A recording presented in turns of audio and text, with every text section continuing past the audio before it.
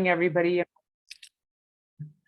Good morning, everybody, and welcome to the April 28th, 2022 Social Equity Working Group meeting. Before we get started, I'd like to ask today's interpreter, Ruth, to introduce herself and walk through how to access our interpretation services for today's meeting. Good morning. I will repeat the announcement in English. Para hacer uso del servicio de interpretación, por favor desplácese a la parte inferior de la pantalla de Zoom, donde aparecen los controles. Haga clic en el icono de interpretación, que es el globo terráqueo, y seleccione Spanish, español. Si está utilizando la aplicación móvil de Zoom en celular o tableta, presione los puntos suspensivos, luego Interpretation y luego el idioma. Gracias. Good morning. To use the Zoom interpreting feature, please scroll to the bottom of the Zoom screen where the meeting controls are located. Click on the interpretation icon, which is the world icon, and select English as your language. If you are joining using the Zoom mobile app on a cell phone or tablet, please press the ellipses, then interpretation, and then choose your language. Thank you. Thank you very much. And now I'd like to ask Jane Clough, our working group coordinator, to confirm if we have a quorum. Yes, we do, Chair. Wonderful. I'd like to review the process for both the working group members as well as members of the public who wish to speak under public comment. For working group members, when you'd like to speak, please click on the raised hand icon in the Zoom control panel. You have control of your video and mute, so please click the raised hand icon and turn on your camera when you'd like to speak, and I will call on you. Do we have any questions before we continue? Okay, so hearing none. Jane, can you please provide a quick reminder on how the public comment is going to work? Yes, sure. So as noted on the cover page of today's meeting agenda, in addition to emailed comments, the public also may provide live comments during today's meeting.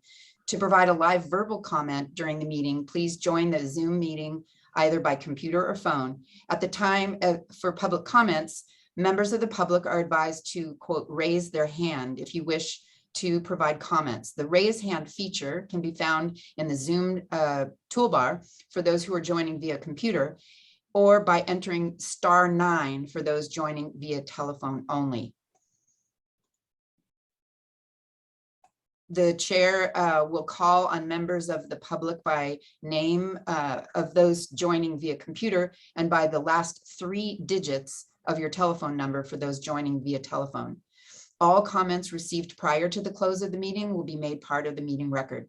The instructions for providing live comments also are on the bottom of the cover page of today's meeting agenda, which can be accessed from the homepage of SANDAG's website at www.sandag.org. Thank you, Chair.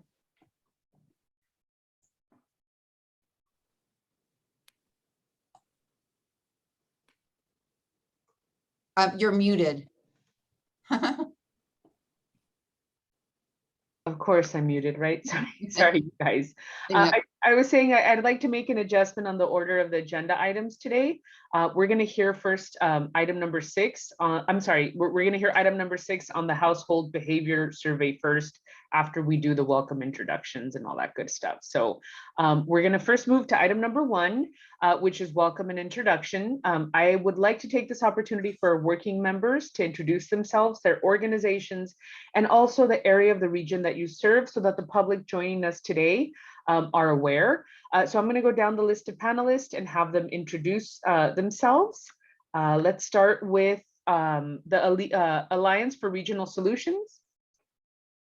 Good morning, everybody. Craig Jones with the Alliance for Regional Solutions, www.regionalsolutions.net. We are a robust collaborative representing North County, multiple organizations and jurisdictions, generally north of Highway 56. Good morning. Thank you. Bayside Community Centers. Yes, good morning. My name is Rose Ceballos with Bayside Community Center, and we represent the Linda Vista area of San Diego. Casa Familiar. Hi, good morning, everyone. My name is Goy Ortiz from Casa Familiar, representing San Isidro in the South Bay. City Heights CDC. Hello, everybody. Good morning. My name is Jesse Ramirez, and I am the Community Engagement Coordinator at City Heights CDC. We represent the City Heights and Mid-City area. Chula Vista Community Collaborative. Good morning, everyone. My name is Omar Calleros. With the Chula Vista Community Collaborative, I am the director of the agency, and we represent the entire city of Chula Vista. El Cajon Collaborative.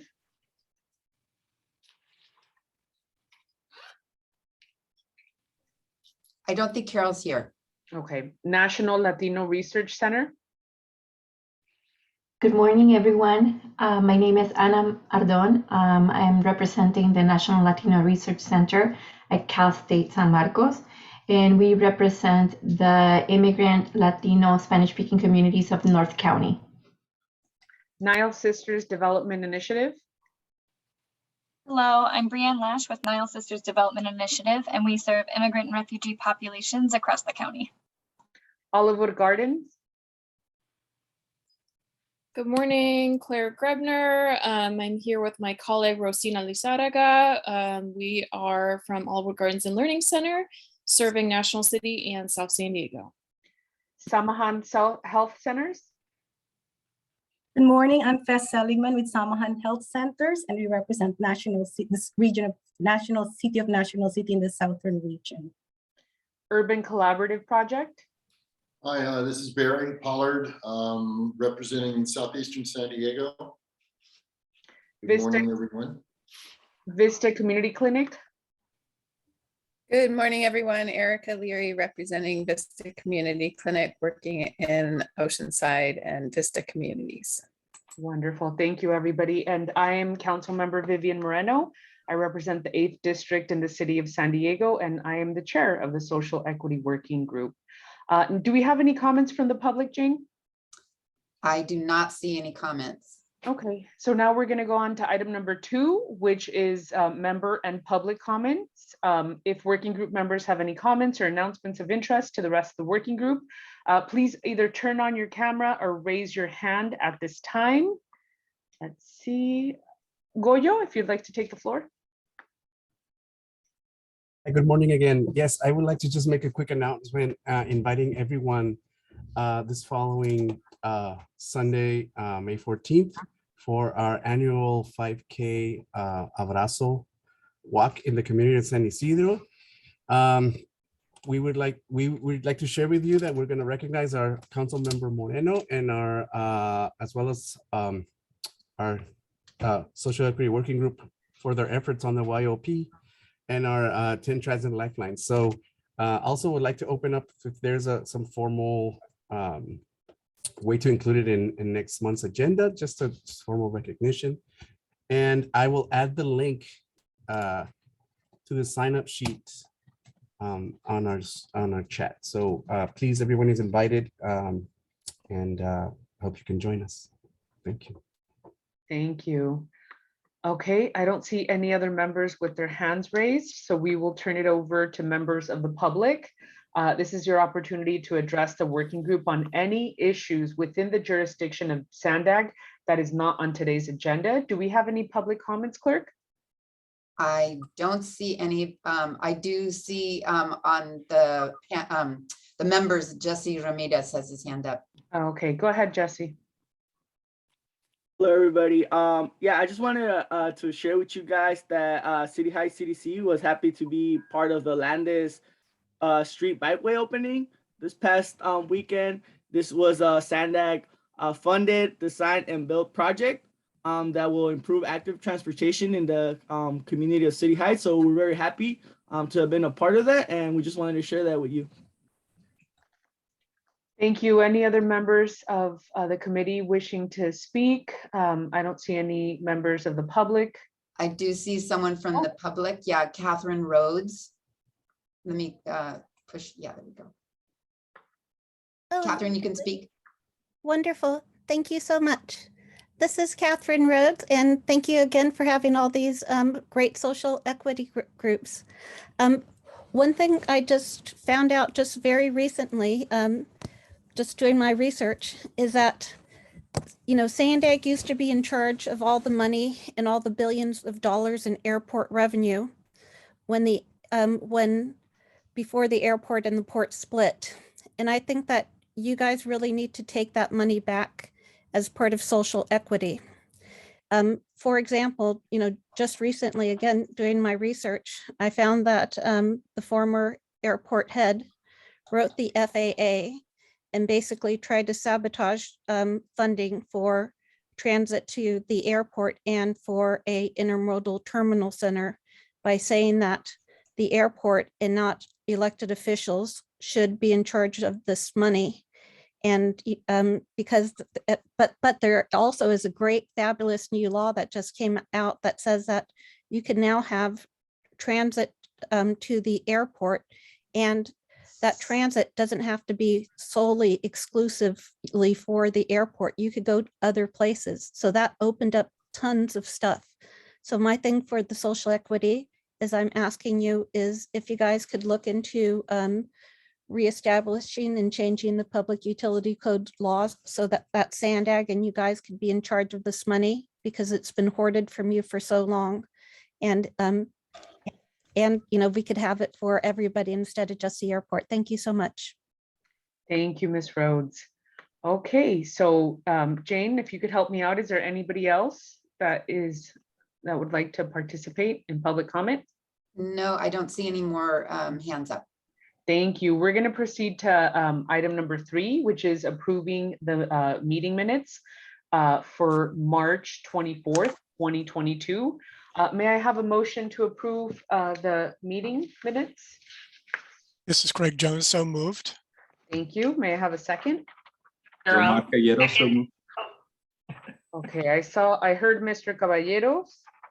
So we have a motion and a second. I'll call on the clerk for the roll call vote. Clerk? Yes. Alliance for Regional Solutions. Yes, aye. Bayside Community Center. Aye. Casa Familiar. Aye. City Heights CDC. Yes. Chula Vista Community Collaborative. Aye. El Cajon Collaborative. Yes. National Latino Research Center. Yes. Nile Sisters Development Initiative. Aye. Olivewood Gardens. Yes. Samahan Health Centers. Yes. Urban Collaborative Project. Yes. And Vista Community Clinic. Yes. And that's unanimous. Wonderful. So this item passes unanimously. And I apologize, I think we have the timing wrong, but we will give you guys the opportunity if working group members would like to offer any comments or questions on the minutes. Please either turn on your camera or raise your hand at this time. This goes for the public as well. And Jane, if you could verify if there are any members of the public who would like to speak on the minutes. No, there are no members of the public. Okay, wonderful. So we are going to move on to item number 4, which is the chair's report.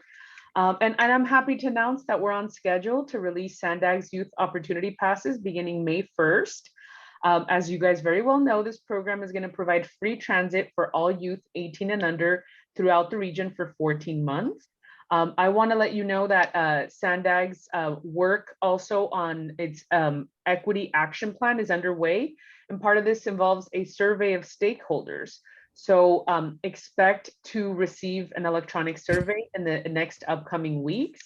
And if working group members would like to make any comments or have any questions, please either turn on. Let's make sure we're muted, you guys. If you would like to make any comments or questions, please either turn on your camera or raise your hand. Let's see. I don't see anybody. Yeah, yes. Followed by Rosina. Yes, Madam Chair. Is that survey that you mentioned, is that different from the travel behavior survey? Yes.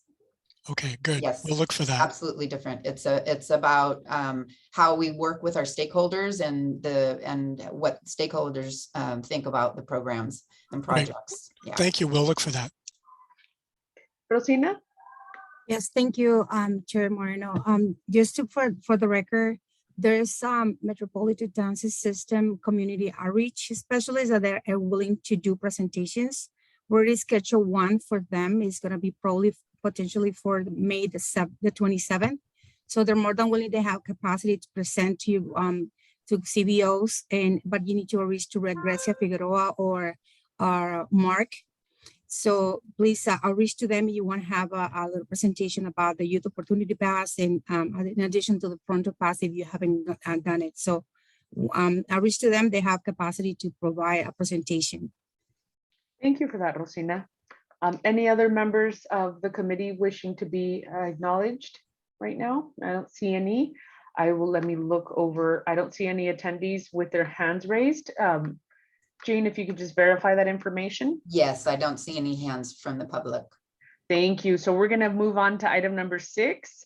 Item number 6 is the small sample household travel behavior survey. SANDAG will be undertaking a regional household travel behavior survey to document the travel patterns of residents throughout the region.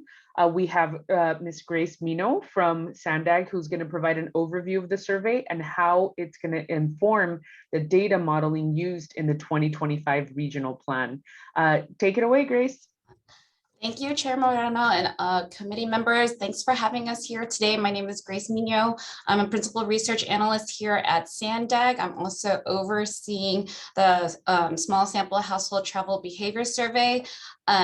Again, I can't believe we're already gearing up for 2025 regional plan, given that we just had the approval of the 2021 regional plan in December, but the work must begin. And so I'm here today with our consultant resource systems group, Lama and Lucia, and we just want to give a quick overview of the survey itself, and also the outreach and CBO discussion on hard to reach populations. And so Lama and Lucia, take it away. Good morning, everyone. Thank you for having us. My name is Lucia Maloney. I'm a director at Resource Systems Group, or RSG, and I am the consultant project manager for this project. We're thrilled to be here talking with you. This is a small sample household travel survey of households across San Diego County. Lama, if you could go to the next screen. Lama, I'll give an introduction here on household travel surveys generally, and a little bit of the context, and then Lama will provide some details about how we're recruiting and engaging households across the county, and some supplemental efforts to improve diversity and representation of participants in the study, and we're hoping to get your help with that. So household travel surveys are generally conducted to quantify how residents travel within, across, and inside and outside of their region. The data are used to inform transportation planning and travel demand modeling updates. And the survey asks participants where they travel, how they travel, and who they travel with. We require that these studies are demographically representative of households across the entire region. Due to a variety of factors, some participants are more or less willing to participate in these types of surveys and to provide the very detailed information that we try to capture as part of these efforts. And those populations, we consider them hard to reach. They tend to be historically underrepresented in transportation planning efforts. And some of those hard to reach groups are represented by your members as community-based organizations and in populations that you represent here as part of this equity working group. So we're really excited to be here and talk with you.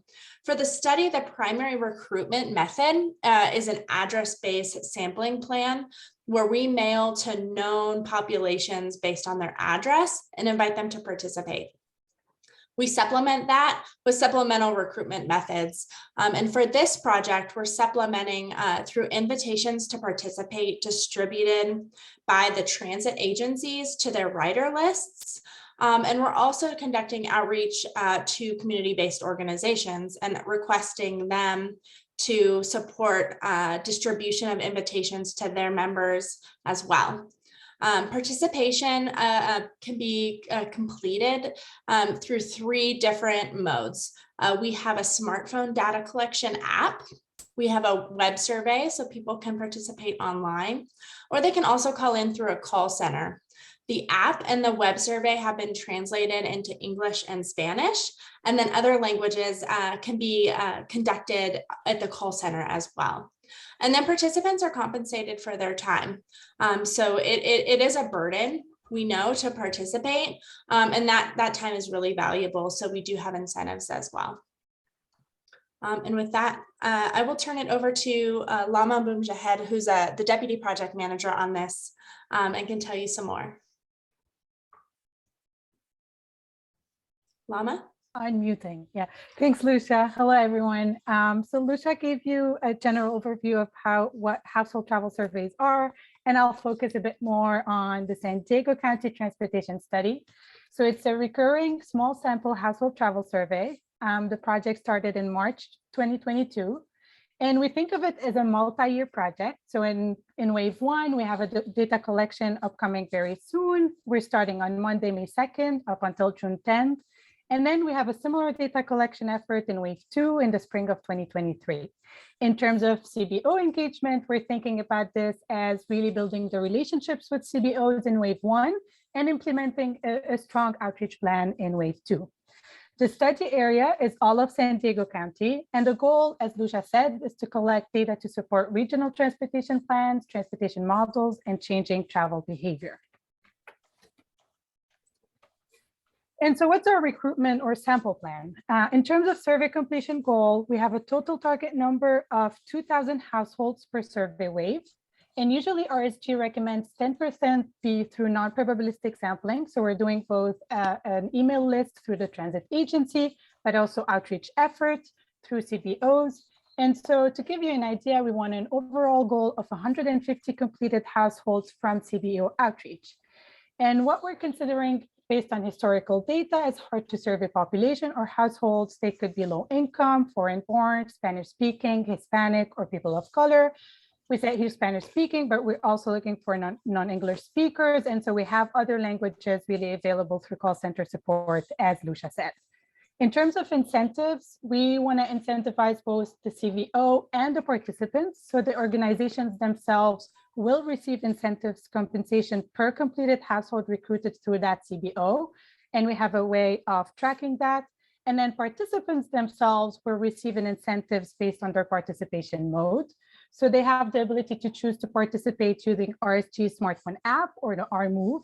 They can log their travel for 7 days and get a higher incentive, or choose to participate online or through a call center and then do it a 1-day travel period and get a lower incentive based on the effort required. So what are some of the other efforts that we're doing to improve equity and representation? One of them is outreach to community-based organizations, such as what we're doing today, from underrepresented communities to build partnerships and communicate the importance of the survey. We also, as Lucia mentioned, we're implementing innovative sampling approaches. We're offering differential incentives to underrepresented groups to increase participation. We're offering English and then other languages such as Spanish to reduce barriers to participation for limited English speakers and other languages through the call center. And then we're also allowing multiple participation modes to maximize participation. In terms of outreach plan, we first partnered with a strategic consultant with expertise in equity and inclusion to help with the outreach plan. They advised us on materials such as postcards, websites, survey, etc. And they also helped us develop an outreach plan and be realistic about what the barriers of the study are for the households we're trying to recruit. And next, we're hoping to partner with San Diego CBOs for recruitment because we really recognize the importance of CBOs in reaching hard to survey households. And we know that CBOs in San Diego in particular are really active, have a wide reach and engagement. So we want to leverage the great work and relationships that you have in San Diego to build on previous work to really achieve a successful recruitment for this study. So I really want to highlight that the existing CBO work and relationships that you all have done and have will be a critical success factor for the multi-year study in wave one, but also in wave two. And so that brings me to my last slides on next steps and action items. We wanted to open the floor next to really ask you if you're willing to collaborate on the San Diego County Transportation Study and how we could accomplish that. For instance, can we in wave one ask you to send emails with survey links to your contact list? We will be able to provide you with an email draft to limit effort there. But would you be willing to send that email? And then what we can't accomplish in wave 1, what can be planned for wave 2. So in addition to emails, can we spread awareness at community events? So we're really interested in hearing your reaction to this and how you think we can partner. And before I open the floor for discussion, I just want to mention that if you are interested in partnering with us, please remember to send an email to Grace at SANDAG so that we make the connection. Thank you, and I'll open the floor for questions. Thank you, Ms. Grace and Ms. Lama. If working group members have any comments, please raise your hand at this time or turn on your camera. While we are clicking on our cameras, just so you guys know, other CBOs can participate in this survey and other CBOs in the public. So feel free to share this with anybody. Let's turn it over. So wonderful. We have Mr. Barry Pollard, followed by Mr. Craig Jones, followed by Ms. Carol Lewis. Mr. Pollard, the floor is yours. Hi, good morning, and thank you all for the information. Got just two quick questions. Who's the consultant that's going to be, I guess, spearheading this project? Grace, do you know by any chance? Yes, it's the two that presented today, Lama and Lucia, and they're from RSG. RSG, okay. Can you tell me a little bit about RSG? SANDAG and RSG has had a long working relationship. They have been doing household travel behavior surveys across the country for many years now. Lucia, if you want to jump in here and want to provide a brief history of RSG to give background and context. Sure, absolutely. So RSG, we're a nationwide firm. We're headquartered out of White River Junction, Vermont, but we have offices across the country, including one in San Diego. RSG conducted SANDAG's last household travel survey in 2016, and we also conducted a follow-on Transportation Network Company survey for SANDAG in 2019. We're currently the on-call consultant for SANDAG's travel demand modeling efforts, and we're really familiar with the opportunities and the challenges with understanding travel behavior in the region. And so that's sort of our local context. Broader, we're the market leader in household travel survey research efforts, and we bring lessons learned from surveys across the country for different size regions and state departments of transportation in all different contexts. Household travel surveys are pretty special, and that we are, at the heart of it is equity, right? It's getting representation from hard to reach groups and a diverse array of participants in a region to really understand the full picture of travel behavior. And that's our focus and our passion. And we're excited to do that in San Diego here too.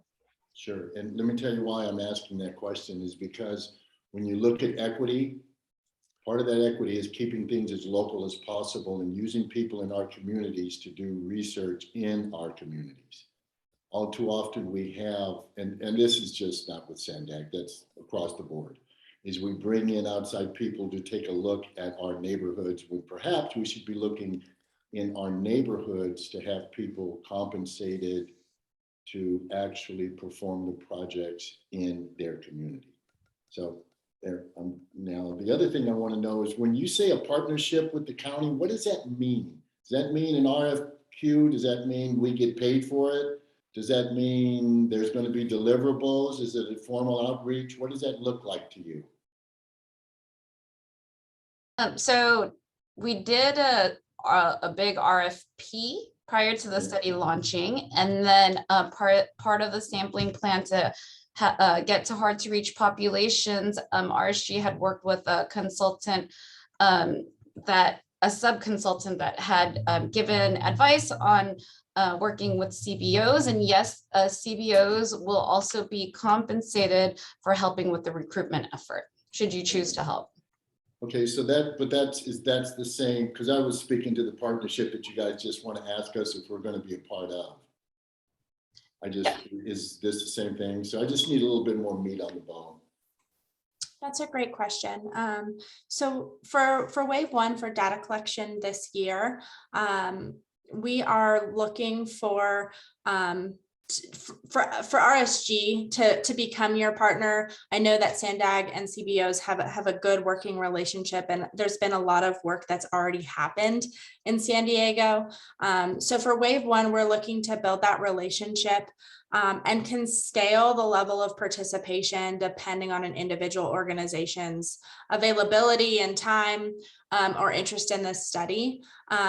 At minimum, we're trying to get the word out about the study. And so if you have members that might be interested, we're hoping to, broaden our outreach on this. Sort of the next step or next level is that we would like to identify CBOs that would be willing to distribute an invitation to participate to their members via email. And we can provide that sort of draft email that you can send out. CBOs will be compensated for their time at $40 per complete. So each CBO that participates will get a unique access code. So any of their members that participate, we will know who they are based on their access code to the study. And then CBOs will be compensated at the end of the study with a check. Participants are also compensated for their time for participating in the survey. And then further, as Lama mentioned, we're the extent to which CBOs are able to help us get the word out, whether that's helping us talk about the study at planned or ongoing community events is just appreciated. These studies are very burdensome. They are very long, and there are a lot of questions that are asked. But the information we get is so important for making sure that Sandag has the information about everyone's travel. And so helping us spread that word about the importance is something that's invaluable. Could I just $40 per complete, that means that this individual would go through the entire process, correct? That's correct. Got it. Okay. Thank you guys very, very much. Thank you. Lucia, could I just make one clarification, because because there's a time, we have a lot on this agenda. We've already discussed this in our team meetings, so I just want to make sure that everybody's, if you're asking questions, it's something new. But just to clarify to you, if there's a community-based organization, an environmental justice advocacy organization that is not part of our network, of our working group, they would be able to participate in this outreach for this survey, correct? That's absolutely correct. Thank you, Jane. Yeah. If they could send their interest and a contact name or a person to Grace Mino, she can get those to us, and then we can engage and answer any questions and transmit information. Great. And Grace has her information in the chat. Thank you. So we're going to move on to Craig Jones, followed by Carol Lewis and Erika Leary. Mr. Jones? Yes, thank you. Very quickly, the wave one is coming up real soon. It's next week, and it's from May 2nd through June 10th. Is June 10 the cutoff date for surveys to be completed in wave one? That's a great question, Mr. Jones. We try to collect travel information while school is in session so that we have an understanding of typical travel behavior, and that's the last day of school. So that's the last day that we're trying to get surveys completed. Okay, good to know. So we'll need to move very quickly on this. Grace, you're going to get my email today. Awesome. Thank you so much. Thank you. So we're going to move on to Carol Lewis, followed by Erika Leary and Rosina Lizaraga. Ms. Lewis? Hi, I just had a quick question for Jane. And Jane, I thought we were going to go ahead and send all of our emails over to them. Do we still need to do that, or are you going to do it for us? Yeah, well, I will, if the whole group is basically saying they're going to do this, then we can just give you all of the working group emails can go to Grace. Don't worry about it. Okay, perfect. This is really for others who are out in the public who are interested in participating. Okay, and then I just have another quick question. I have another focus group coming up next week. Can I just have them call in after the focus group? Sure. Can they accommodate that many Arabic speakers? Is it automated translation? Yes, please have them call in. We have a translator that can do real-time support for surveys for linguistically isolated folks or answer any questions. And they'll need the access code that we can provide you to do this study. Okay, perfect. Thank you. Thank you. So we're going to move on to Erika, followed by Rosina. Ms. Thury? Hi, thank you. I don't think I was at the team meeting, so I don't have the background. Is it possible if I email Grace, can we get like the actual description of the survey or what the collection looks like? You mentioned a 1 day versus a 7 day, using an app as an option, but what the other options are, just so we have a clear understanding of what we're trying to promote and recruit for. Yes, and I can totally touch base with you offline to give you more background and context. Okay, thank you. Mm-hmm. Thank you. So I think our last speaker is Rosina Lizarraga. Thank you, Chair Moreno. I have one question answered already about the compensation, but my other questions are how lengthy it is, the maximum of the approximate time that fill out. And the other one is can be done in a group or section. We used to be in a group. We used to gather in a group and we can fill it at the same time, or it used to be one-on-one, or it's just to send an email to see that, because it happens when you send it by email, sometimes it's incomplete. So we want to avoid that. So to be able to make sure that they complete it, because we manage a lot of senior population. So to be able to finish it up and have this effectiveness done. So that's all my question. And the last one, to make it quicker, you mentioned compensation for $40 per CVO, but you mentioned compensation additional for participant completed survey. So I don't know how that looks like. Okay, so let me answer the first question, which is the length of the surveying, and it just depends on which recruitment type your participant wants to do, which is it could be the cell phone based app, which is about 7 days, or they can do the travel diary online, which is web based, and that's a 1 day recruitment. And then we also have the telephone, the call center, and I believe that's also 1 day also, right, Lucia? And so as far as correct. Yeah, so as far as length, and obviously if you participate in the 7 day study, that one is a little bit more burdensome because we are asking you questions throughout those 7 days. So that would be at the higher incentive amount. And then again, depending on which recruitment method you choose, which is either phone or cell phone or app, then that's the differential incentives that we would be using. And then Lucia, you want to answer the other two questions she had? Absolutely.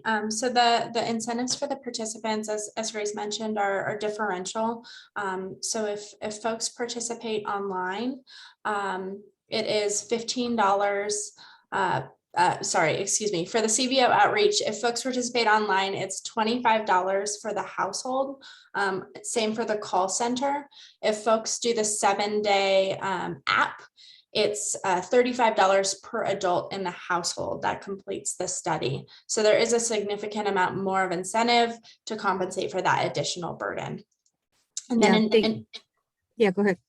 Nope, that's it. Thank you. Okay, thank you. And in regards to language, I know you have it in English now, and you have capacity to provide in different language.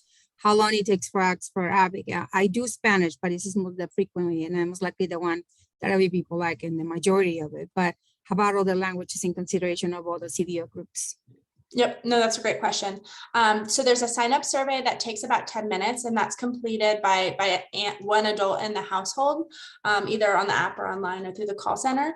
And then if you do the online or through the call center, you're assigned a 1 day travel day. So part 2 of it, where you record your travel information for a single day. And that's sort of the next day. And that takes another 10 to 30 minutes, depending on how many people are in the household.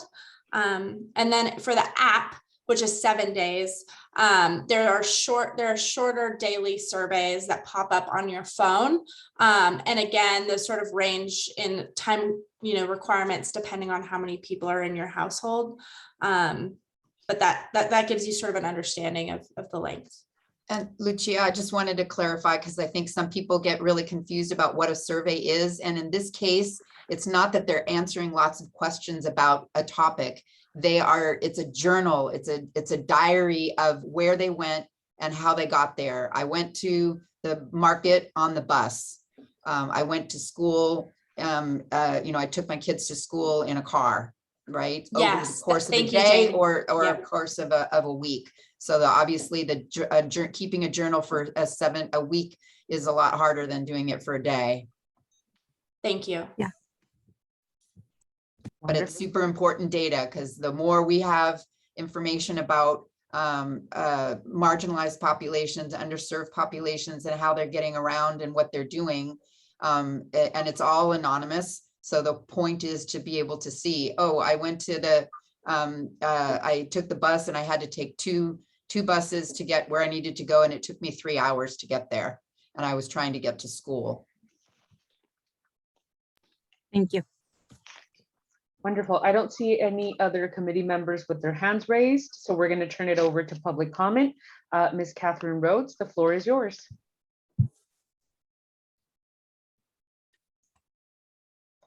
We don't, okay. Wonderful, here I am. Thank you. And some of my questions were answered about how much compensation people will get. And, just for me, because I always talk about homeless, will the compensation, will they get like a debit card for the $35?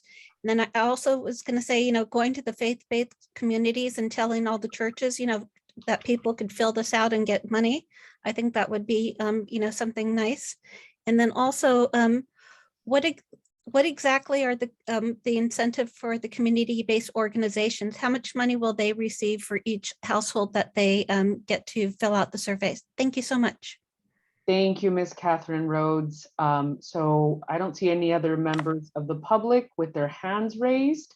So we are going to move on to item number 5. Item number 5, thank you, ladies, for your presentation. Item number 5 is the Regional Digital Equity Strategy and Action Plan and its early actions. Back in December, the SANDAG Board of Directors adopted the Regional Digital Equity Strategy and Action Plan. And today we have Crystal Ayala, who's going to provide an overview on the early action underway to close the digital divide in the region. So I'm going to hand it over to Ms. Ayala. Thank you, Chair Moreno. Good morning, everyone. As mentioned, my name is Crystal Ayala. I'm part of the planning department here at SANDAG, and I was here with you a few months ago to share an update at the time of the development of our Regional Digital Equity Strategy and Action Plan. Since then, as Chair Moreno mentioned, that strategy and action plan was adopted by the board back in December, and we've been very busy advancing many of the near-term initiatives in that action plan. Next slide, please. So as you know, the digital divide intersects many of the initiatives that we advance here in the region. So sustainability and climate, transportation, housing, all of this really does intersect with access to high quality and reliable internet services. So because of this, we've really been taking a leadership role in advancing digital equity in the region. Well, before I go into our early actions, I want to provide a quick refresher of the state of the digital divide in the region, which you'll see in this next slide here. As a reminder, we've shared all of this data with you a few months ago, and I have a link in a future slide where you can dive deeper into this data and information. What we've learned through our research and our regional broadband gap analysis is that access to broadband service really is not ubiquitously available throughout the county. This really impacts our households in our rural and our tribal areas that have very limited or no access to broadband at all. And even if you are in an area that might have access to broadband service, that doesn't mean you're able to subscribe in it. There are many factors that influence a household's ability to get connected, and affordability by far is the most significant barrier. And that really disproportionately impacts our lower income communities, seniors, and Black and Hispanic and tribal households as well, all experience lower broadband adoption rates. Next slide, please. So we developed a pretty comprehensive strategy to help expand both broadband access and adoption in the region. You can see the 7 key strategies on this slide here. And we've been advancing many initiatives over the past few months with the help of our Digital Divide Task Force and many other stakeholders. Next slide, please. a link to our strategy and action plan, as well as a story map that provides more in-depth information on the state of the digital divide, can be accessed online. And now I'm going to pivot towards an update on our early actions. We've been doing a lot of work on the access side, the infrastructure side, to ensure that we are really developing a framework and a strategy for really expediting the infrastructure in areas where there are gaps today. Next slide, please. And one of those early initiatives is to improve and streamline permitting for broadband. So improving how our local jurisdictions plan and permit for this infrastructure is really an early win for us. We've convened a regional digital infrastructure task force that consists of local jurisdiction staff involved in permitting and planning. And the task force is helping us to develop a regional model ordinance and a policy framework that will help us expedite this infrastructure in areas where there are gaps. And establishing streamlined permitting and really preparing our member agencies to streamline and expedite this infrastructure is going to be really important, because there's a lot of state and federal funding coming down the pipeline, and having this improved permitting processes are really going to help the region be more competitive and demonstrate that we're ready and poised to expeditiously deploy this infrastructure. Next slide, please. Part of the work that the task force is also helping us with is identifying ways that we can leverage and maximize use of public infrastructure and public dollars. And one way we can do that is by implementing what is known as a dig once approach. So we are drafting a dig once policy that would essentially codify dig once as a practice. So what that means is that as we're installing or building bikeways or doing road work, that we are proactively also installing the conduit and the fiber in areas where there are gaps. And this is going to be really important, because not only will this help improve broadband accessibility, but this is the same infrastructure that is also really important to advance smart city initiatives, intelligent transportation solutions. All of this really relies on a really robust digital communications infrastructure. Next slide, please.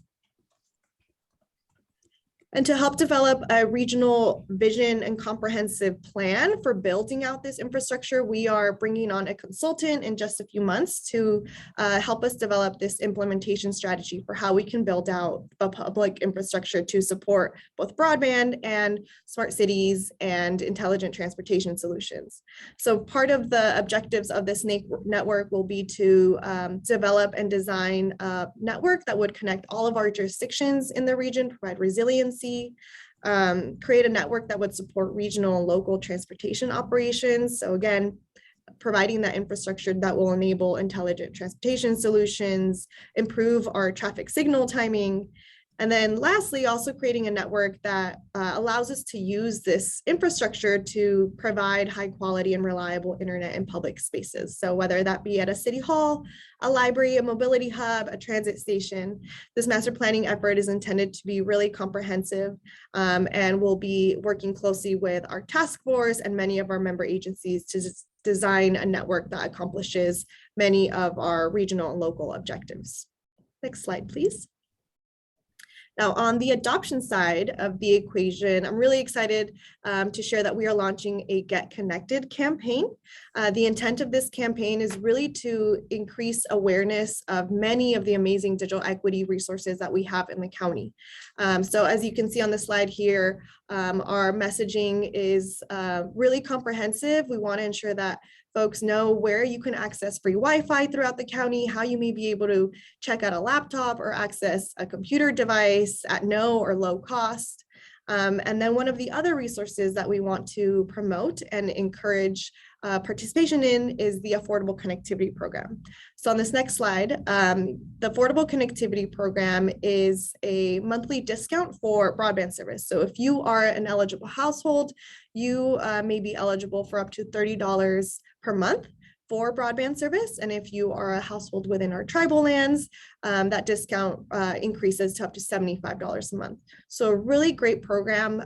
This is the successor of a similar program that was available by the FCC through the COVID-19 pandemic, and really provides households with a really great opportunity to get connected to the internet and access high-speed, reliable home internet services. Next slide, please.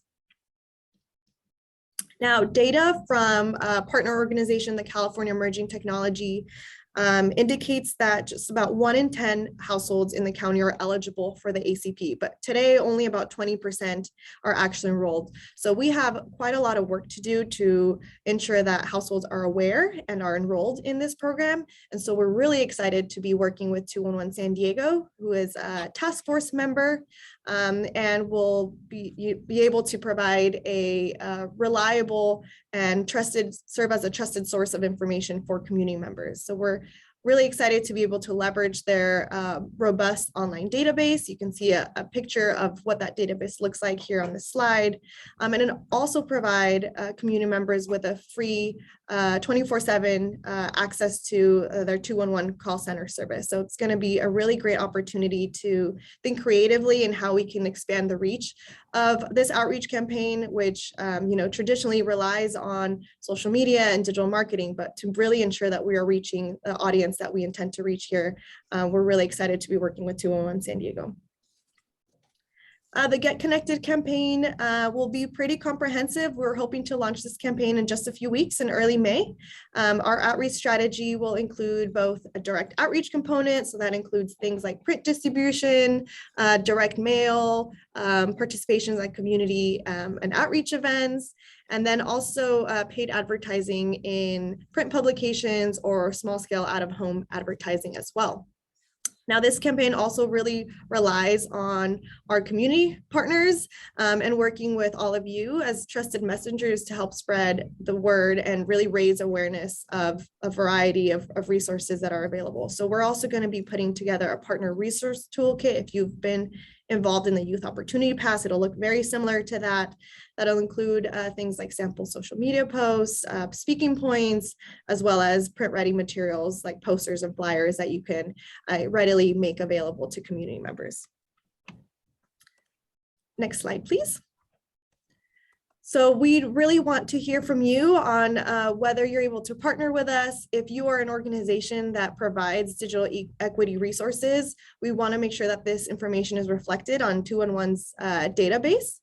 So please reach out to us if you want to receive information on how to post your information on the 211 portal. And if you have any upcoming outreach events or want to get involved, please do not hesitate to reach out to us. We will be sharing all of these materials with the working group and our task force as soon as they're available in just a few weeks. And then on this next slide, more information on our digital equity program is available at sandag.org/digital equity, and my contact information is here for those who'd like to get in touch. Wonderful. Thank you, Ms. Ayala. We're going to turn it over to committee members. If you would like to speak on this item, please either turn on your camera or raise your hand. I see Ms. Faye Saliman. The floor is yours. Hello, good morning. Thank you so much for this very comprehensive report. I'm so happy to see that there's movement on this program. I have a couple of questions. Number one, did you take account of, because as we've seen with the surfacing of bandwidth and everything, the privacy of our patients, the privacy of the people involved are sometimes compromised. And so I was just wondering if there have been attempts to protect that, as well as efforts to protect when there's a cyber attack where everything shuts down. Because we have experienced here in our clinic that when our IT system is disrupted or drops, everything drops. Business drops, we close until it's fixed.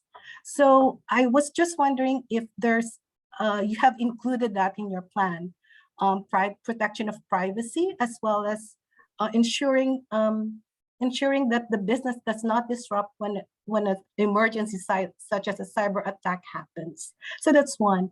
Number two, I think I've raised the conversation about having digital divide as a bandwidth as a public utility.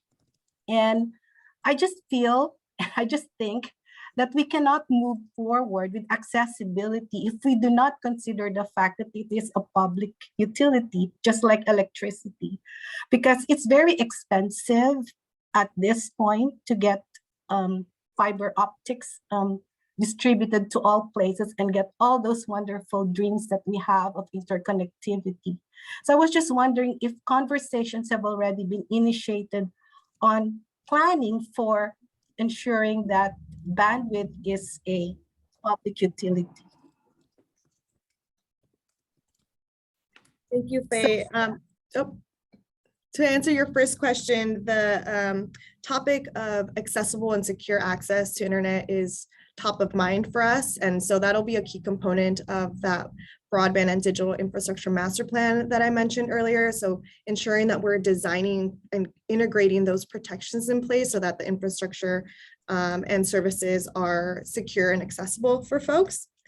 So absolutely a key part of our strategy moving forward. And then to answer your second question, you hit it right on the head. One of our 7 strategies is really working with our partners at the regional, local, state, and federal level to really build consensus that access to broadband is really an essential public service.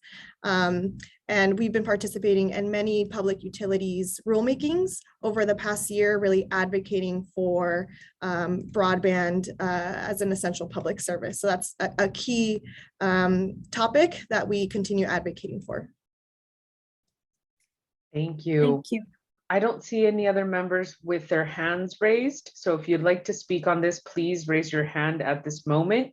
If not, I'm going to turn it over to members of the public.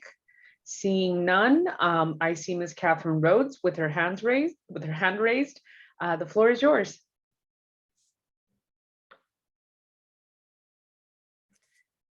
I have to be unmuted.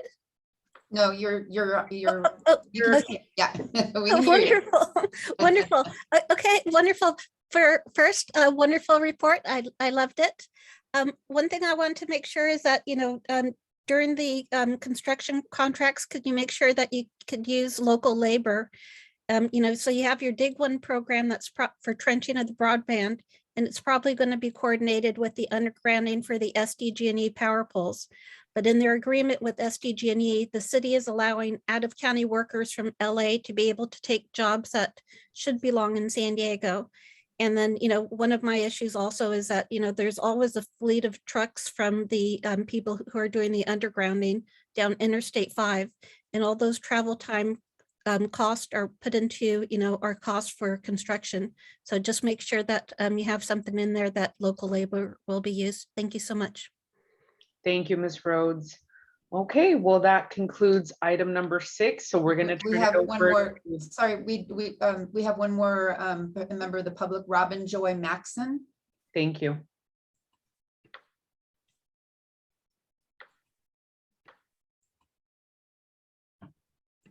It's not. Can you hear? Oh, there we go. No, I don't want to promote panelist. Oh, okay. Oh, okay. She's using an older version of Zoom. Okay, hang on. I'm going to have to promote her to panelist for a minute. If she would like to call in, or if she would like to update her system, we could take her as we move on to the next item.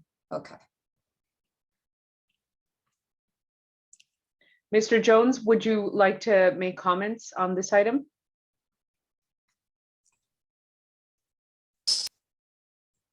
Pardon me. There we go. Crystal, real quickly, is there mapping available to show the geographic areas where broadband is not currently available? Hi, Greg. Yes, our interactive story map, it's available at sandag.org/digital equity or sandag.org/digital divide data. That includes a variety of maps on broadband accessibility, where it's available today, broadband adoption, communities that experience lower broadband adoption, as well as where we know privately owned fiber infrastructure is available. Thank you. Wonderful. Okay, so I don't see anybody else with their hands raised. Jane, if you could let us know what I thought I saw Miss Maxon on, and I don't see her anymore. If she's able. Yeah, I moved her back to attendee. So the problem is that she has an older version of Zoom, so it's not allowing me to. Miss Maxon, if you would like to update your Zoom, I'll be happy to take up your comments later on in the meeting. We still have one more item, so you have plenty of time. Ms. Ayala, thank you so much for presenting, and we're going to move on to item number 7, which is the Housing Acceleration Program. Today we have Sam Solis from SANDAG, who's going to provide an update on the program with an emphasis on the Regional Equitable Housing Framework and the Regional Equitable Housing Subcommittee and REAP 2.0 program. I'm going to now hand it over to Sam. Good morning, buenos dias, Chair Moreno and members of the Social Equity Working Group. My name is Sam Solis, and I am a regional housing planner here at SANDAG. It is a pleasure to be here with you all this morning and give an overview of SANDAG's Housing Acceleration Program. Next slide, please. The Housing Acceleration Program, or HAP, is generally intended to meet multiple goals and objectives that include housing, climate, and equity. And with the adoption of our 2021 regional plan, there are 2 critical targets we are working towards, and that is to first build over 171,000 new homes by 2029 as part of our regional housing assessment plan. And the second is to reduce our GHG emissions by 20% by 2035. This exceeds our SB 375 target of 19%. These goals generally require transformative planning and projects that both funding sources of Regional Early Action Planning, or REAP, intend to serve. Next slide, please. Where we build housing is critical to aligning our housing and climate goals. This map on the screen displays some priority areas for growth and development as part of our 2021 regional plan and our sustainable community strategies. In green are transit priority areas. These are areas surrounding our major transit stations. Can you hit it one more, please? The pink and purple shades are our mobility hub areas that align with transportation investments of the plan and our opportunities to really expand mobility options and bring future growth and development together. We've identified 5 types of mobility hubs that you can see on screen. And this is just really acknowledging the different areas across the region that have different needs, requires different solutions for different communities. Next slide, please. We want to give a sense of what growth in housing production looks like in the region-wide and compare where we've been in the past to where we need to be in the future. This chart shows housing production by income level. We have very low, low income, moderate income, and above moderate income. In the first row, you can see the annual housing production from the past RHNA cycle.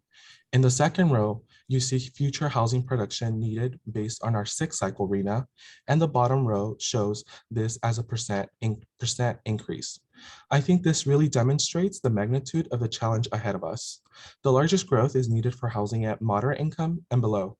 Continuing to support and expand the supply of above moderate income housing will help reduce demand pressures on existing unrestricted affordable housing. Next slide, please. SANDAG has been involved in housing matters for many years. However, the need to consider housing and transportation planning together in our regional plan, combined with the availability of state funding, has brought us today where this working group, along with others and other subcommittees, will play an important part in shaping SANDAG's housing role in the future. A few milestones over the past 2 years are shown on this timeline. In July 2020, the SANDAG Board of Directors adopted the 6th cycle Regional Housing Needs Assessment Plan. Later in 2020, MPOs across the state were allocated REAP funds to develop housing programs that accelerate housing production in alignment with the regional plan and sustainable community strategy. In the first round of funding, REAP funding, or REAP 1.0, SANDAG was allocated $6.8 million and began developing a housing program with input from our local jurisdictions. In November 2021, the SANDAG staff provided an update of the Housing Acceleration Program to the SANDAG Board, and the SANDAG Board authorized staff to release the first cycle of the Housing Acceleration Grant Program Call for Projects, in conjunction with a call for projects from the Transnet Smart Growth Incentive Program. In total, SANDAG released about $6 million between 2 programs to provide planning support to local jurisdictions. In December 2021, the SANDAG Board adopted the 2021 regional plan that reimagines how people travel, live, and work across our region. The regional plan includes significant transportation investments, but also identifies programs to support housing and land use planning in a way that helps us address the housing crisis and meet our GHG reduction targets. In mid-December 2021, the Sandag Board established the Regional Equitable Housing Subcommittee to lead discussions and identify voluntary, innovative, and incentive-based housing approaches that address the housing needs throughout the region. In March 2022, the Sandag Board awarded 7 HAP grants to local jurisdictions. And lastly, the state is preparing to allocate a second round of REAP funding at $600 million statewide. As part of the REAP 2.0 program, Sandag will be allocated $43 million based on population to expand our existing housing program and accelerate the implementation of the regional plan. REAP 2.0 includes competitive grant funds that Sandag and other agencies in the region will be eligible for. Next slide, please. Sandag was awarded $6.8 million through REAP 1.0 and will be spent between January 2021 and December 2023 on programs and policies with a focus on planning activities related to housing acceleration and helping local jurisdictions achieve their 6th cycle RENA allocation. REAP 2.0, on the other hand, builds on the goals of REAP 1.0, but expands the focus to help MPOs implement the regional plan and sustainable community strategies. This broader focus will allow regions to expand implementation activities to include infill development, housing production, which includes infrastructure, activities that affirmatively further fair housing or AFFH, VMT reduction strategies, and addressing the negative economic impacts of COVID, especially in disadvantaged communities that have shown disproportionately affected by the impacts of COVID. Sandag was eligible for $43 million through REAP 2.0, and any funded awarded will need to be spent by June 2026. Sandag is in the process of applying for a 10% advance allocation, about $4.3 million, which will be used primarily for outreach and education with community members and stakeholders to further develop the application for full funding. Next slide, please. To better understand the perspective of local planning departments, Sandag staff sought to interview all 19 local governments in the region, 14 of which participated and discussed their experience to accelerate housing production. Many common themes emerged. The most often cited barriers to affordable housing development were the lack of vacant and developable land, lack of staff capacity to process new housing applications, especially for smaller cities, high costs of infill, insufficient funding for affordable housing, and conflicts between coastal zone regulations and state mandated housing requirements. Sandag considered these barriers in the development of a housing acceleration program under REAP 1.0.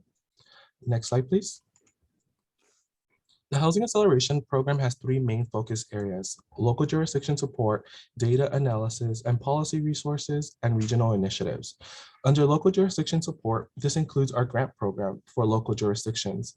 Approximately half of our REAP 1.0 funds, so about $3 million, were put towards our HAP grant call for projects. Recently, Sandag awarded 7 grants to local jurisdictions. REAP funds are also used to offer technical assistance to local jurisdictions and to develop our sustainable communities on call so that we have consultant services at both Sandag and for our member agencies to tap into. Under data analysis and policy resources, some of these efforts are currently underway, but Sandag will be developing a regional GIS dashboard of various housing related data that will be made available.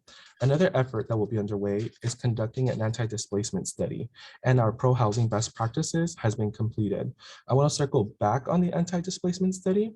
This is a study that we want to work closely with the Social Equity Working Group on the anti-displacement study in particular. This is a commitment from the 2021 regional plan, and that one that we've heard is important to you all. So we look forward to bringing more information to your future meetings. And finally, under regional initiative, Sandag deployed a housing policy forum, and I believe many folks here attended. Sandag has deployed a housing policy leadership academy, and these are really efforts where we can come together as a region, share information, and make sure we're all well informed about state legislation and things along those lines. Next slide, please. Now we're going to dive into the Equitable Housing Subcommittee. The Regional Equitable Housing Subcommittee is made up of 6 Sandag board members and is chaired by Supervisor Tara Lawson-Remer, vice chaired by Mayor Todd Gloria, and you can see the other members on the slide. The subcommittee has held 2 meetings, and their 3rd meeting is actually this afternoon. Next slide, please.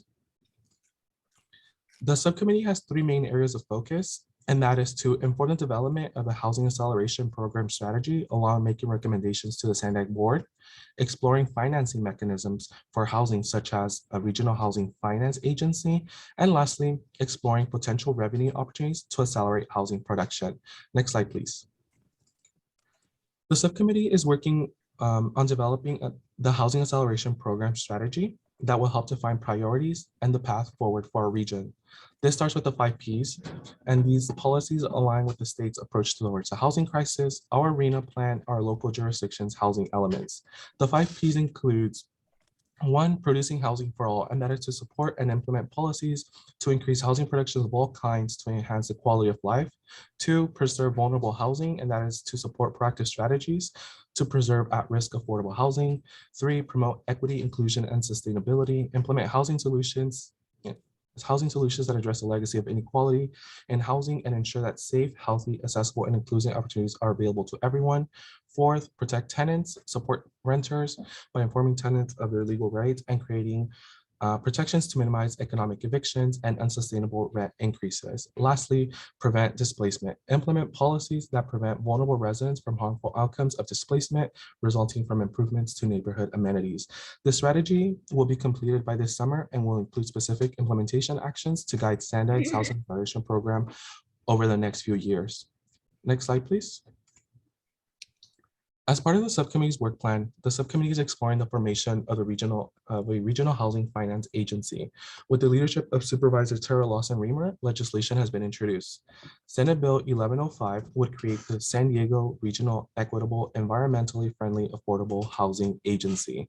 Here's a brief summary. Here's a brief timeline of the Senate bill. Senator Ben Hueso authored and introduced the bill earlier this year. On March 24th, the bill was referred to the Senate Housing Committee, where it was heard and passed. Recently, on April 20th, the bill was referred to the Senate Governance and Finance Committee, where it was heard and passed.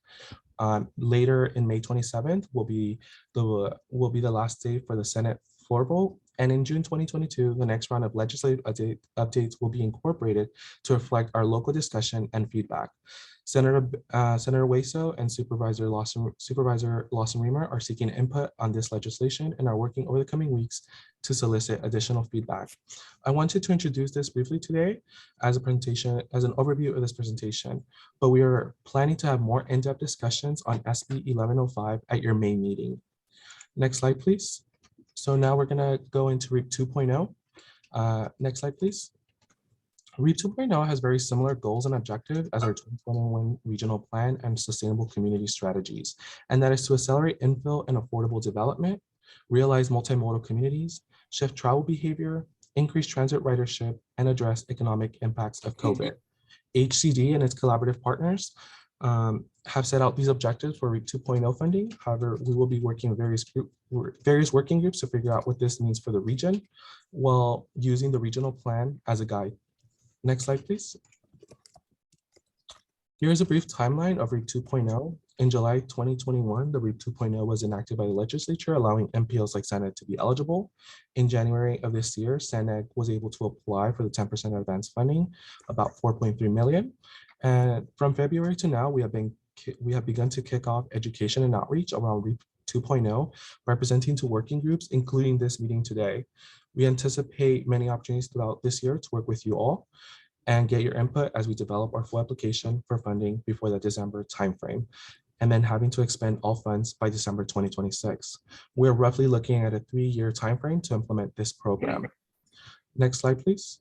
Some of the next steps that are clear actions for Sandag are to continue our ongoing housing acceleration program activities that are funded by REAP 1.0, and that includes some of the recent grant programs, our Housing Policy Leadership Academy, and conduct certain studies. Continue the work of the Regional Finance Agency legislation. This will continue to be a priority for the Housing Subcommittee. REAP 2.0 education and outreach strategy. As part of our 10% advance application, Sandag will develop and deploy an education outreach strategy that will inform the full REAP 2.0 application.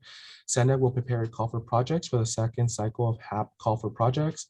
And lastly, Sandag will apply for the full REAP 2.0 funds by December 2022.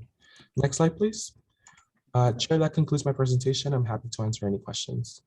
Thank you so much, Sam. We're going to turn it over to our committee members, and we have Rosina Lizarraga, followed by Faye Salomon and Craig Jones. Rosina, the floor is yours.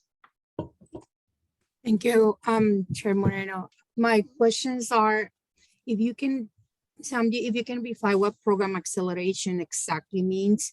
For me, it means that it's production of houses on empty lots or any available places located in our communities. But is this looking forward to house power of purchase, or it's just leasing to local jurisdiction? This is a big difference. So I would like to see if we can expand that information for us. Thank you. Hi, Rosina. Thank you for your question. The Housing Acceleration Program currently right now is, at least for REAP 1.0 funds, is currently for planning within the local jurisdictions, planning for housing to reach their the RENA allocation. One of the things that we've been looking at is also for ownership, and that is something we'll be continuing to look into as we do education and outreach through REAP 2.0. As noted earlier, REAP 2.0 also allows for infrastructure projects. And again, if this is a thing that we consistently hear through our education and outreach, we'll make sure that that is something that we consider. Yeah, hopefully you can clarify that with the committee when you do the outreach to our constituents, because here in National City, we have a lot of development going on, but they don't own the properties. They don't own their buildings. They don't own their apartments. So it's leased to the people, and is not affordable. So I just throw in the question that the comment and concern out there, because it's a feeling among our residents here in National City. I don't know if the other cities are, but this is something that we had to clarify with them, that this project is ongoing and it's going to be happening, but clarify that with our position in a way that they understand that this is either for ownership or leasing or something that is affordable. We're fighting for that. Thank you so much. Thank you. We're going to turn it over to Faye Salomon. Thank you, Chair. Thank you for the great presentation, Sam. I have just one quick question. How does public housing or Section 8 or voucher, the housing voucher, come into play in this plan? Do you have a special program just to focus or to address this issue about Section 8 or public housing? Yes, if my mind serves me well, I believe that Section 8 housing is more at the local level, at the jurisdiction level.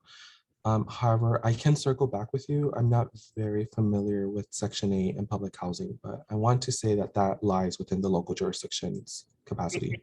I could answer that. Yes, the local jurisdiction allocates the Section 8 housing, but just to give you guys reference, the federal government is the one that actually allocates the amount of Section 8 housing.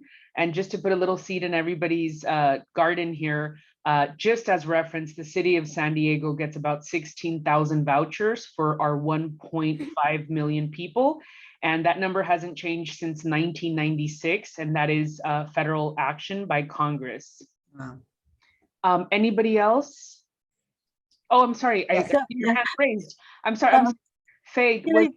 Yeah. Just one comment.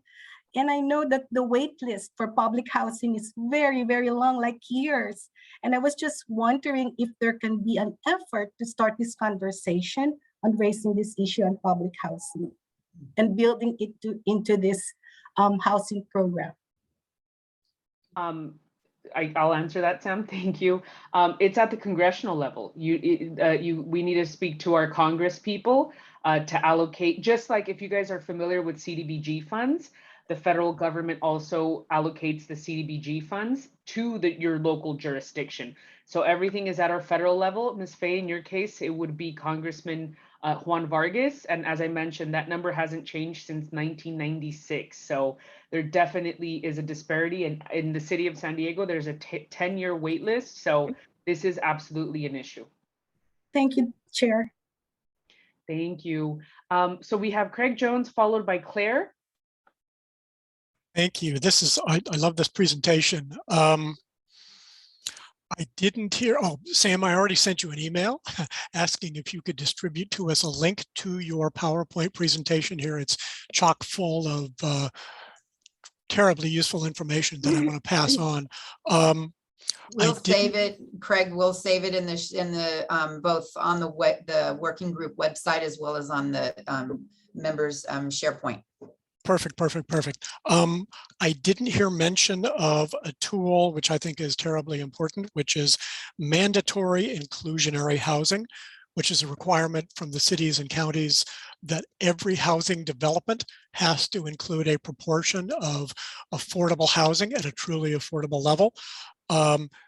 This can also be applied to commercial and industrial developments that generate the employment, which generates the demand for additional housing. So mandatory inclusionary housing, I'm hoping that SANDAG in your work includes that. Too many jurisdictions in our region don't have it or have very weak inclusionary housing requirements. I want to throw a thank you to Chairwoman Marino on a vote she took recently on a project called Tailgate Park that, notwithstanding her vote, there was a lost opportunity from her other city council colleagues. Every new development, especially in the urbanized area, needs to provide affordable housing opportunities. So I'm hoping that inclusionary housing gets included in that. Finally, I want to note, this is my own soapbox in my work, we need to address not only housing affordability, but also climate change aggressively. And to do so, I think we can follow SANDAG's pattern. And I think the mapping, Sam, that you showed early on in your presentation shows what we need to do. We need to have a lot more housing production in areas where that housing needs to be and not foment sprawl. Sprawl development does not provide affordable housing and sucks resources away at the private and public level from our existing communities. So I hope that SANDAG in your housing measures here, you'll continue to make clear that sprawl should not be included. Thank you very much. Thank you. Claire Grubner, followed by Erika Leary. Thank you, Chair, and thank you, Sam, for this really comprehensive presentation. It's really exciting to see, all the effort that's going into this. I just really wanted to uplift some of the concerns we're hearing from our community, and I'm sure everyone on the call is also hearing this as well. But there's been this huge uptick in no-fault evictions. There's really unsustainable increases in rent. And so, as we're going through this, long-term process of addressing equity in housing, we'd really love to see if there's a possibility for some short-term, interim solutions so that, in 3 years or however long, when we have our policies in place, that the folks who are currently experiencing these housing inequities haven't had to leave our communities because they've already been evicted from their homes and whatnot. So just wanting to uplift the importance again of these anti-displacement strategies. And again, thanks for this presentation. Thank you. We'll move on to, I have Claire Grubner, followed by Carmela Munoz. I think Claire just went, so I think it's my turn. Erika Leary with Vista Community Clinic. Thank you. One quick question. I was curious if you'd be able to share the 4 jurisdictions that you were not able to do the interviews with. And then just in general, I do appreciate the presentation, but since this is not my area of expertise, I'm wondering if there's some lay person's language to be able to explain the housing efforts, crises, things that are going on to our community members, because as has been discussed, I feel it's going to be a problem that gets worse before it gets better. And I just looked up, what qualifies as low income in San Diego County, and it looks like the levels were just posted for April, and now our average median income is $106,900 for one person. So that puts a low income single person at $72,900. As a parent of 2 adult children looking to rent apartments, and I'm not claiming that I'm at representing the most vulnerable people in our county, but just personally seeing the struggle of renting an apartment if you're a young professional. And so just if there's ways to translate this issue to everyday folks and be able to respond to the needs that they're facing on a daily, weekly, and monthly basis. The whole displacement issue is definitely a concern for us here in Oceanside. And I don't feel currently capable of understanding the complexities of all that's involved. Thank you. Thank you. I'll note that. But to answer your question, the jurisdictions that did not participate or were unavailable were the cities of Coronado, Lemon Grove, Poway, San Marcos, and Santee. Thank you. Thank you. Finally, we have Carmela Munoz. Thank you. And thank you, Sam, for your presentation. I think I have a comment. Affordable housing is not affordable. I think they are, whenever you go, I think those big developments are so expensive for our community. And I think also there are many requirements, and you don't own your house until you live in that house for 50 years. So it means that probably you would never be able to own your affordable house.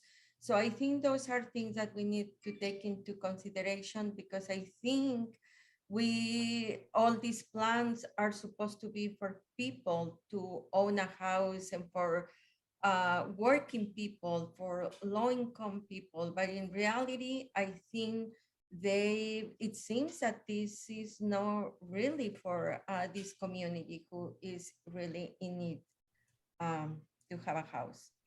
Thank you. Thank you, Ms. Munoz. I don't see any other committee members with their hands raised, so I'm going to send it over to the public comment period.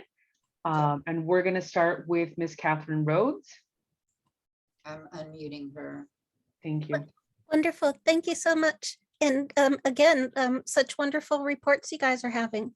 So anyway, what I always say when people say there's no more flat land available for housing, I always say, no way, that's not true. You can see it from planes when you're flying into San Diego.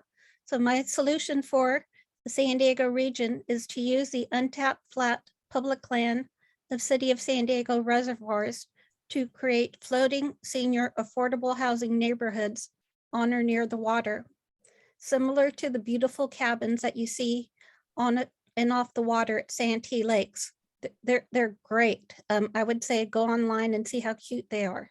So anyway, this could actually be public housing, for seniors, and it could be on the water or near the water at El Capitan, Hodges, Miramar, Murray, Lower Otay, San Vicente, and Sutherland reservoirs. And the city of San Diego owns the reservoirs because they were incorporated first, and they basically said, we're taking all the surface water in the area. So they're the ones that own it, which is great. And one thing also is that the city of San Diego changed their policy to allow overnight recreational vehicles at the reservoir for security trailers. So housing is already allowed there right now. And so nobody's analyzing this great potential for this free public land. And, as a civil engineer, I always, think about the surface water evaporation rates. And, years ago, before climate change was around, it was, 4 feet every year of surface water is evaporated. And that water is expensive. It comes from the Colorado River. We pump it into our reservoirs and it evaporates into thin air. And if you had covers on it, like housing on it, it would actually reduce the evaporation rate and we would save on water. So I actually think, for that. And then also, you talk about anti-displacement and equity.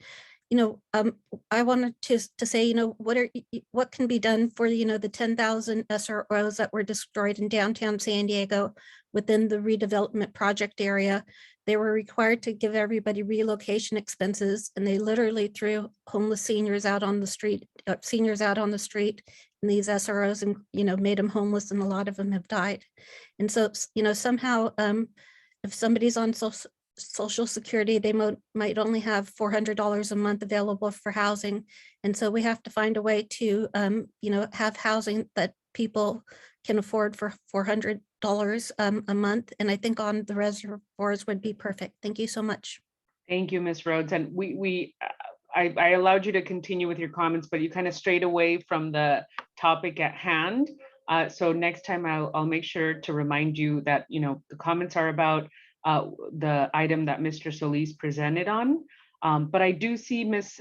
Robin Joy Maxon back on, and I know we allowed you the opportunity to speak on the previous item since we had some technical glitches. Yeah, Go ahead. she should be able to speak now. Yes, this is Robin. Can you hear me? You sound, there's a lot of static, but you can go ahead. Okay, hopefully I'm better now. Thank you for focusing on the digital equity strategy. Ramona, I'm part of the planning group. I'm Miss Maxon. It's really fuzzy and it's hurting my ears. I don't know if it's hurting others. Is there another device that you might be able to mute? Maybe you have two devices on. Yeah. You probably have a phone. Let me try. There you go. Is that better? Yes. Much better. I switched something on the options here. He doesn't buy me, but thank you. This is about the digital equity strategy. I'm the chair of the planning group, and I'm running a rural area. We have a lot of linguistically and digitally isolated folks up here. We have limited CBO-based coverage, and so with this digital equity strategy, with the very nice handouts that I think it was Crystal was showing, how does she have a plan beyond the CEOs to get that out to my group? I mean, will these be mailed possibly to these households? Because not necessarily clustered in our old town area where we do have a lot of it. Miss Robin, I'm sorry, I'm still having difficulty hearing you. So why don't we do this? Why don't we, if you can communicate with our staff, and I know it sounded like you had a question there. At the next meeting, if you want to come back on and so for the record to have it be public, your comments about the digital equity divide, I'm happy to have you come back on, but it's really difficult to hear you. I can do that. Thank you. Okay. Now, does this, I believe this concludes the public comment, right, Jane? If you could just verify. Yes. Okay. So thank you, Sam. A very informative topic, and I'm sure this is not going to be the last time that you are here, but thank you for presenting. And now to the folks on the Social Equity Working Group, I'm actually going to table item number 8. This is a topic I think that we're all interested in, and we have about 18 minutes left. Jane, unless you think we could do it in 18 minutes, I don't want to limit our comments at whatsoever, but I think we can do it. Okay. And Zach will keep it short. Wonderful. Okay, so committee members, I'm going to limit you guys to 1 minute during the comment period, and also to our members of the public, please let it be noted that we do have a hard stop at 7. So let's try to do this. We have item number 8, which is a final update on the transit equity pilot update. For those of you who remember, back in March, the Sandag Board of Directors approved the Title 6 equity analysis of the transit equity pilot program and its youth opportunity passes. And as was mentioned before, the youth opportunity passes will be released on May 1st. It's going to be providing free transit for all youth 18 and under throughout the region. And today, Zach Pratt, will be providing a final update on the Youth Opportunity Pilot program and the NCTD Sprint Breezer Fare Pass. Zach, you have 5 minutes, so I will hand the floor over to you. Thanks, Councilmember Moreno. Hi, everyone. It's good to talk to you all again. We can just go ahead and get started on the next slide, please. So as many of you know, the Social Equity Early Action Transit Pilot was devised by you guys in the Social Equity Working Group. It includes the Youth Opportunity Pass that we're starting this weekend on May 1st. And then in the future, we're aiming to also increase weekend and weeknight service on routes in underserved communities. increase collaboration with community-based organizations, and complete a research study to evaluate the benefits of the program and use that to try to secure funding in the future and inform our future planning efforts. Next slide, please. So the program will start this Sunday, May 1st. So we're really excited to get that kicked off. And it's going to last for a total of 14 months through next June. So it's going to last all of the next school year. Be great for students that way. And obviously the summer and the rest of the school year. The funding is provided by Sandag with some support from the County of San Diego as well. Next slide, please.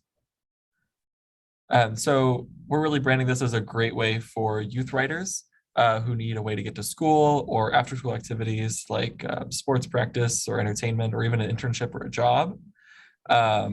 And even for less, traditionally productive things, but, go out, see your friends on the weekend, go to the mall, go to the beach. It's a great way to explore our region here in San Diego. Next slide, please. And so our community outreach partners that we've been working with for the past month or so are located all throughout the county. This is a bit of an old map, but it gives you a sense of we've been reaching out to groups all throughout every part of the county, as well as our operator partners at MTS and NCTD, and our partners at the county and the County Office of Education and all the different school districts. Next slide, please. And so, as I mentioned, we've been doing outreach for the month of April and we'll continue into the month of May. We've been doing media outreach. As many of you probably saw, there was a press release that came out at the beginning of the month and then a press conference 2 weeks ago. That was a really fun event. We had several different elected officials there, including Councilmember Moreno, and as well as some school officials and some youth from the community. We've been doing community outreach through CBOs and schools. We've distributed over 8,000 Pronto cards to community-based organizations and school districts, including some of your organizations, for them to distribute through their communities and to their students, to the youth who need them the most. And MTS and NCTD have also conducted writer outreach at their transit centers and their customer service centers in the transit store, as well as community events that MTS, NCTD, Sandag, and a bunch of CBOs have been a part of. Just this past weekend, some Sandag staff were at the Linda Vista Cultural Fair up with Bayside Community Center. We were also at the Balboa Park Earth Fair on Sunday. And so we've really been out in the community and we'll continue to do that into the month of May. Can I get the next slide, please? And so for those of you who are community organizations and are interested in promoting this in your community, we have a toolkit available on our website, which is at youthopportunitypass.sandag.org and is also accessible through the pretty little QR code that we got made up there. It includes FAQs, a program flyer, sample text for a newsletter and social media posts, as well as graphics and stock photos for social media. Everything is available in English and Spanish, and the flyer is available in several languages, all of the ones listed here, and I believe we have some more now as well. I know we have Tagalog now and possibly some others that aren't listed here. Next slide, please. This is just what some of the materials look like. We're really going with the bright purple Pronto and regional plan branding to tie it into the rest of our initiatives at Sandag and MTS and NCTD. And like I said, all these materials are available in English and Spanish, as well as some more languages for that first program flyer. I'll take the next slide, please. So to get in contact with us, you can visit our program website at youthopportunitypass.sandag.org. And we also have an email inbox set up where staff can respond to inquiries from the public or any of you. You're also free to contact me directly. You can reach out to Jane or Kat or Paul for my contact info. And for questions about transit service and the Pronto system, we're directing people to reach out to the operators and the Pronto Supports Center. The contact information is listed here. And I think there might be a tiny little bit of time for questions, but if there's anything, I'm welcome to take it. Thank you, Zach. Members of the committee, does anybody wish to ask any questions? Erika Leary, remember we have 1 minute, Erika. Okay, real quick, is there any transition period that kids can get on and ride for free if they don't have their account set up, like the first week or 10 days or something? Or is it like right away, they need to have their account first? And parents with young children, that's what I'm thinking about too, that they might get confused by the media messages that youth are free and not grasp the whole account setup. Yeah, there's no provisions for that at the moment. We've kind of been using the month of April to do all of that outreach and get people to understand how the program works and how the Pronto system works. We've been doing a pretty good job of that. I think MTS has seen a threefold increase in the number of card requests and conversion requests on their website for the month of April. The month of April has seen 3 times more than January, February, and March combined. As well as an increased number of calls into MTS and NCTD. And we've received several different things at Sandag from people who are inquiring. So I think that the message is getting out there. And yeah, that would be how we're addressing that. Any other committee members wishing to make comments and I'm not seeing any, so I'm going to turn it over to the public. We have Tim Balash, MD. He's unmuted. Go Good ahead. morning. Can you hear me? Yes, we can. Thank you. Thank you for the presentation. Just a quick comment. I want to thank the Sandag for the presentations and for their hard work. I took the trolley from Fashion Valley into the fair down at Balboa Park on Sunday. And I want to thank, there was an attendant to help navigate actually purchasing the Pronto Pass.